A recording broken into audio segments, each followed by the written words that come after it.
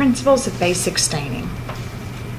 Staining enhances the contrast of a cell and helps one to better visualize the specimen and see various structures. But what is a stain? A stain is a solution consisting of a color agent or dye known as a chromophore and a solvent, a solution in which the dye is dissolved. The color agent or chromophore in a stain is a charged ion, and the charge of the chromophore dictates the type of stain.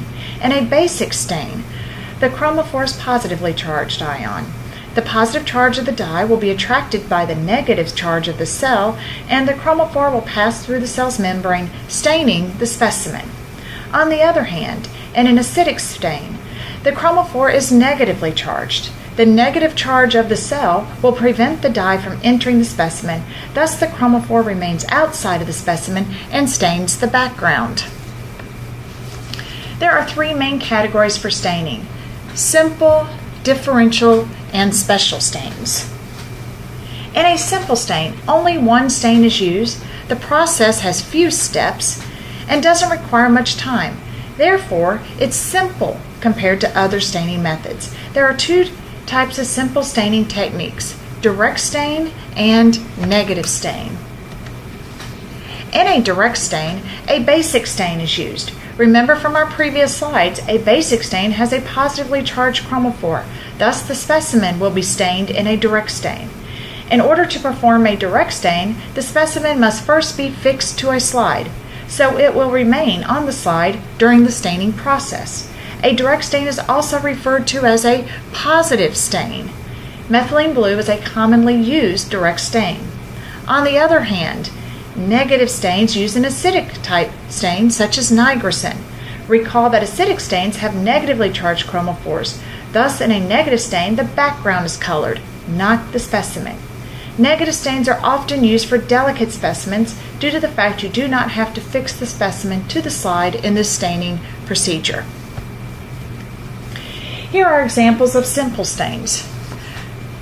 Notice in the negative stain image, the background has retained the dark color of the stain, whereas the bacteria is still lighter and unstained. In the direct stains, the specimens have picked up the stain and become colored. The background remains lighter and unstained. Differential staining techniques require two or more stains and have several steps to complete. Differential staining allows one to differentiate between specific cell characteristics. In bacteria, differential stains are commonly used to determine the cell wall structure. Two commonly used differential staining processes for bacteria are gram stain and acid-fast stain. Both are used for identifying cell wall characteristics. Here are examples of differential stains. The first slide demonstrates a gram stain. On the slide are two species of bacteria, one which is a gram-positive and stains dark purple, the other a gram-negative which stained pink. In the second image, a giant cell within the lungs contains numerous acid-fast bacteria.